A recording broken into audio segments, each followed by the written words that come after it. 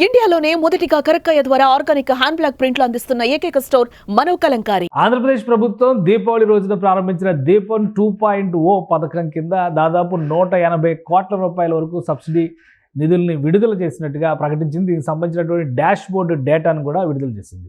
దీపావళి పండుగ రోజునే ప్రభుత్వం ఇచ్చినటువంటి అంటే ఎన్నికల హామీగా ఇచ్చినటువంటి ఏడాదికి 3 గ్యాస్ సిలిండర్లు ఉచితంగా సప్లై చేసేటువంటి పథకమే దీపం 2.0.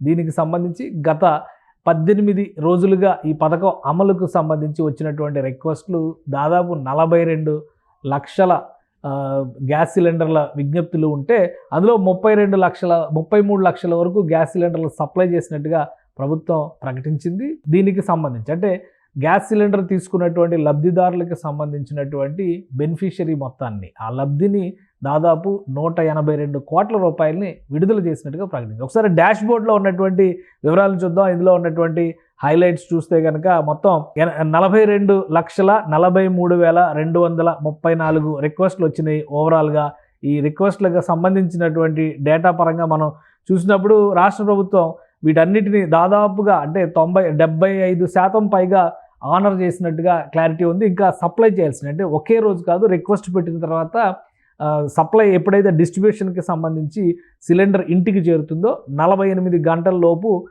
ఈ పేమెంట్ మొత్తాన్ని కూడా రాష్ట్ర ప్రభుత్వం లబ్ధిదారుల బ్యాంక్ అకౌంట్లోకి జమ చేస్తుంది. కండిషన్ అది. ఆ ప్రకారం చూస్తే మొత్తం 42,43,234 రిక్వెస్ట్లు ఓవరాల్గా రాష్ట్ర వ్యాప్తంగా గ్యాస్ సిలిండర్లకు సంబంధించినటువంటి విజ్ఞప్తులు వస్తే అందులో 33,44,360 సక్సెస్ఫుల్గా డెలివరీ అయినటువంటివి. వాటి పేమెంట్కి సంబంధించి అంటే సబ్సిడీ రిలీజ్ చేసినటువంటివి కనుక చూస్తే కనుక ఇందులో 28,86,123 లబ్ధిదారుల అకౌంట్స్ ఉన్నాయి.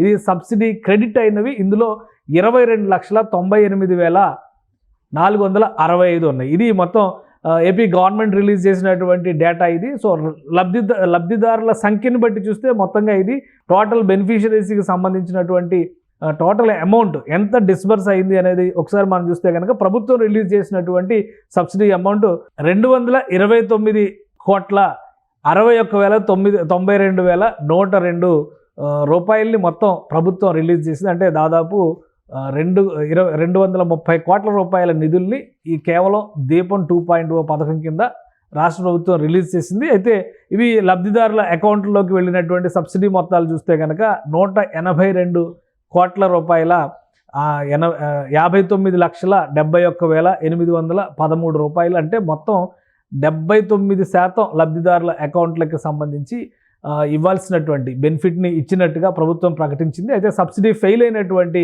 అకౌంట్స్ కూడా కొన్ని ఉన్నాయి. అందులో 2,758 అకౌంట్ వరకు సబ్సిడీ ఫెయిల్ అయినట్టుగా ఉన్నాయి. సబ్సిడీ ఫెయిల్ అయినటువంటి అమౌంట్ చూస్తే 21,78,815 రూపాయలు ఉంది. అంటే ఓవరాల్గా కేవలం ఒక నెల రోజులు, ఇంకా నెల రోజులు కూడా కంప్లీట్ కాల 20 రోజుల్లోనే దాదాపు 230 కోట్ల రూపాయలని రాష్ట్ర ప్రభుత్వం దీపం 2.0 పథకం అంటే ఉచిత గ్యాస్ సిలిండర్ పథకానికి కేటాయించింది.